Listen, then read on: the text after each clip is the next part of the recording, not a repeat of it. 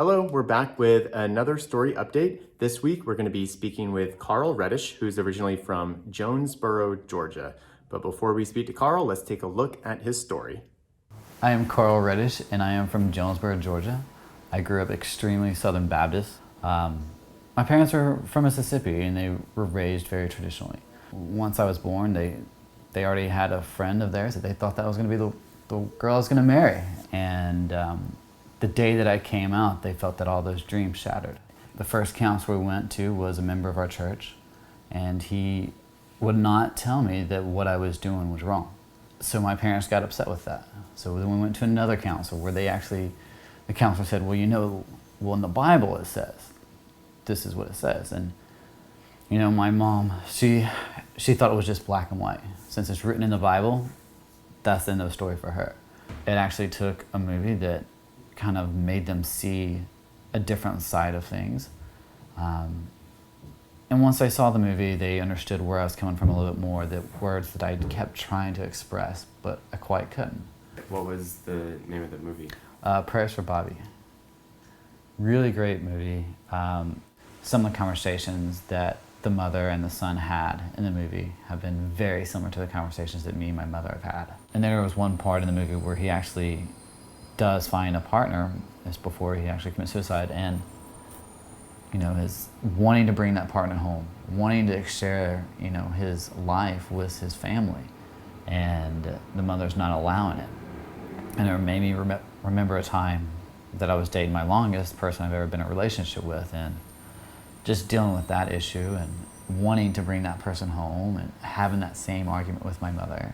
The conflict of having a relationship and not able to express and share something that I feel is, an exciting moment in my life with my family, and understanding that they should want to know what's going on. They should want to know who's in my life, and that not doing that isolates them from me, and that eventually would push me further and further away. So, we had the conversation, and they understood, we understand that, we don't want to isolate you. If we don't want to push you away, we don't want you thinking that you can eventually bring someone home.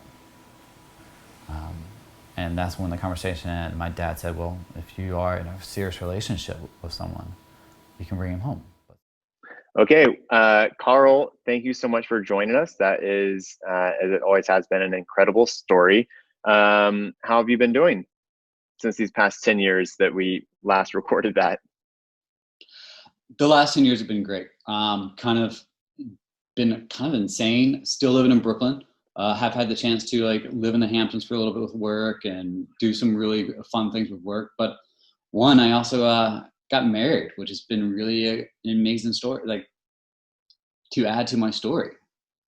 Wow. Okay. Well, there's a lot to catch up on then. So, but I first want to go back to, your story ended with a major cliffhanger because you talked about how your parents came around and they said that you can bring someone. So can you tell us the story of, if you have, I guess you have if you're married, but can you tell the story of the first time you took someone home? Yeah. So from I met my husband 7 years ago. His name's Kyle. We met through friends, and just kind of amazingly just clicked, and it was just really kind of awesome, which is what you want in everything. So then when it did come time to tell my parents, hey, I found someone and I'm ready to bring them home to show you and meet you, they were like, okay, bring him home. Funny enough, I still had to, while I was under my parents' roof, we did have to sleep in separate bedrooms the entire time until we got married. That's the only time that we actually could sleep in the same bedroom in their house. They're still very much Christian, so it was really kind of funny. And they're like, doesn't matter if it was a girl or not, we're still making you sleep in separate bedrooms. We're not married. But yeah, parents came around, and I can't remember if I told it in the first story, but I knew how long it took me to come out and deal with it. I knew it would take them time as well. And I have to say the time really did come around. So the first trip when I took my, at that time, just boyfriend down to see my parents, it was really fun. Showed him around, took him just to see the sides of the city of where I grew up in Jonesboro. We actually did even go to my house that I grew up in, the high school. Just great local places. And it was with my mom. And my dad had to work that day, so dad couldn't go, but it was just my mom and him and we drove around, and it was really fun. Like, they got to get to know each other. The amazing thing was actually when the parents met. That was actually really amazing. So my parents flew to San Diego to meet his parents, and then they built their own connection and bond. So much so that my parents were it was just really just a natural to see that how they love Kyle and how my parents love me, and then also how Kyle's parents love him, and also how Kyle's parents love me. It was what they wanted for me. You know, they wanted me to have a family, an extended family, to have a marriage, to have a loving family. And that's one of the things that they really are thrilled about, is that I did pick someone that, you know, as they wanted, someone that would love me and help me grow and be a supportive person, but also have the extended family that supports that whole network as well. And it's been an amazing, like, 10 years, honestly. I mean, there's been some ups and downs as always, but, you know, now to have that extended family, have those opportunities to actually get married, you know, it's been amazing. And one, I never would have thought, and it was amazing when we decided we were going to get married, who was going to actually marry us. I couldn't think of any other better people than our parents. So both of our sets of parents actually married us. My father actually got ordained so that he could actually sign our marriage certificate. He did. Oh my gosh. Yeah, like, it was really like, it was really an odd moment when we got married. We got married in February. It was a snow wedding. This part really kind of chokes me up, because on the night of our wedding, it was in February, it started snowing. We got the most picturesque kind of moments from that. And it's really kind of fun. To me, it was my grandparents, everybody else kind of smiling down on us. And it snowed it started from the time our wedding started and stopped at the end. And I mean, we've been married for 2 years, but this part of it still gets me, like, it was just special. Like, for that to happen, the way it happened, everything, the family coming together was absolutely amazing. You know, and that's the one thing, is like, it's like, there's so much joy out there with that. And when families come together, it's hard to kind of even express it, I guess, until you actually live it. That is so beautiful. And it just makes me go back to think about how you, in your story, you mentioned your parents wanted, you know, they envisioned you with this girl that you knew from a really young age. And, you know, they thought that you were going to marry her. They had this grand vision for you. And in a way, it seems like that vision came true, but it was with Kyle instead of this girl that they knew. And in a way, they had their perfect wedding that they wanted to see their son in. And so how do you think what journey did they go on to get to where they are? Like, what was it that, you know, because some people are going to be watching this and their parents aren't okay with them being gay. They don't want their kid to bring home, you know, their boyfriend or their girlfriend. And, you know, so what hope can they have that their parents can change based on what, you know, change your parents went through? So both of my parents are devout Christians, Southern Baptists.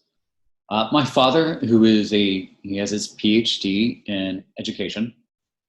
He really had to go through a journey himself. It was all journey of understanding, reading. He did a lot of prayer. He did a lot of research. They actually did attend seminars on how to deal with, you know, a son being gay. It was because of their love. They had to figure out the journey themselves. You know, and Dad really much likes President Jimmy Carter as an individual and respects him greatly. And, you know, some of those things that he's heard Jimmy Carter say about it and what he's read, he used people that he respects. He used what they have said and spoke. And some of those, that's really allowed him to come to the journey to where it is now. It's really kind of amazing because now they're like, where's our grandkids? And I'm like, hold on. Give us a little bit.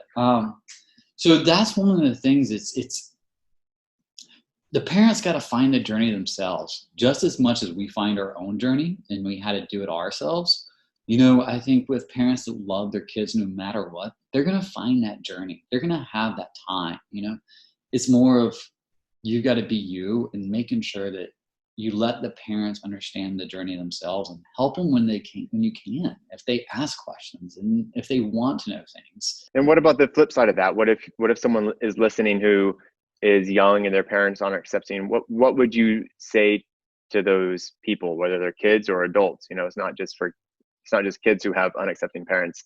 What would you tell them? Would you say to give it time, or would you say to show them movies that, in your case, is what helped a lot? What advice would you give to them? To them, I would definitely, whatever helped that individual get through it, I would say share what helped yourself get through it with your parents. I would say that would be the best advice. And then realize one of the, when my dad married us, one of his lines in this opening thing is, he goes, he's built a community. And he was talking about being part of the gay community. And he said, they have built their own family. And one of the things I can tell you is, like, my friends are my family as well. And it's very evident. It's so evident because all the years my parents would come up, visit me in New York, we would do Thanksgiving and we would have a group of people everywhere. My mom and dad love big family gatherings. They got to see actually my New York family gather for Thanksgiving multiple times, and that included my gay best friends. And that's where they really kind of realized it's not kind of what they were told when, I guess, the 60s and 70s. It's different. And they understand that there is a family friendship. And that's when they really kind of also opened up. Because my mom enjoyed cooking for all my friends. Like, that's always her highlight. When we have a big gathering, we always do a party when my parents are here. My parents love it. My parents really have enjoyed getting to know who I actually interact with and who are my friends. And I think, that is one of the things that also has been really kind of exciting. This evolved over the last 10 years. So it's more about understanding who your parents are, open for hope and love them, and help them on their journey when they want it, and allow them to understand it's going to take time. Personally, my friends who have gone on the journey of coming out and understanding it and expressing it have parents that actually have been maybe didn't come around at the beginning, but over time they all have. And I think time is actually sometimes heals all wounds.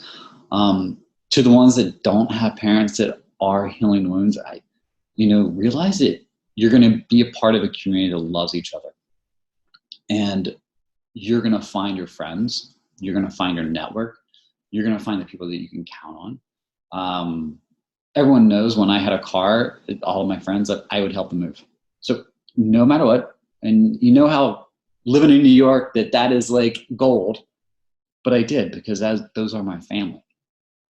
Realize you're going to connect with your own family. And it's the family you actually get to choose versus the family you're born into. I have to be extremely lucky, born into an extremely lucky family.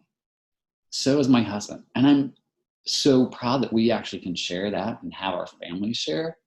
But I've also got to choose some really great family as well. And I say that's what you want to think about. Think about who you want to choose to be a part of your family and your network. So you would say basically find your own family of choice. And if your parents or other loved ones aren't accepting of you, share with them what helped you through your own journey, and give it time. And is that essentially what worked for you? That's it. Give it time. Get to choose who you want to work with and live with and be your family. I mean, trust me, those are the things, the memories that I have with the family up here is amazing. And also that I'm very privileged to have my parents be a part of that is also, and it took time. Okay. Is there anything else that you wanted to share about your marriage or your journey or your life right now? For the vows, we actually had our parents write our vows. And the reason being, because they know us better than anybody else. There was a little jabs every once in a while, but it also made it fun and unique. But I wanted to make sure that they were 100% a part of it, and they understood, and the people that saw it understood, like, hey, we're doing this. This is our kids. We love them. And we're excited for this. And it couldn't have been more of a dream wedding than I could ever imagine. Like it was legit a dream. So I can tell you that I never thought it was going to happen this way 10 years ago. That's beautiful. Well, congratulations on your, amazing in the past 10 years that you've had. It seems like things have gone really well. I know you said there have been ups and downs, but congratulations on the ups, and also on your marriage and your wedding, and also extend my gratitude to your parents for coming around, and not just coming around and being, tolerant, but really just diving in, and what you said about becoming part of the community and being there for you. And that's really, they deserve a lot of credit for that. I know it's not easy to come around sometimes, especially coming from very religious backgrounds. So congratulations to you and them. So, and thanks for giving us an update on your life. Thank you. Enjoyed it. All right, if you have any questions for Carl that I didn't cover, just leave them in the comments and we'll ask him to come back and check periodically. And if you want to watch more stories from I'm from Driftwood, they are readily available. We have about 800 of them total. You can watch them on our YouTube channel, on our website, imfromdriftwood.org, on our Instagram, or on our Facebook. So thanks for watching.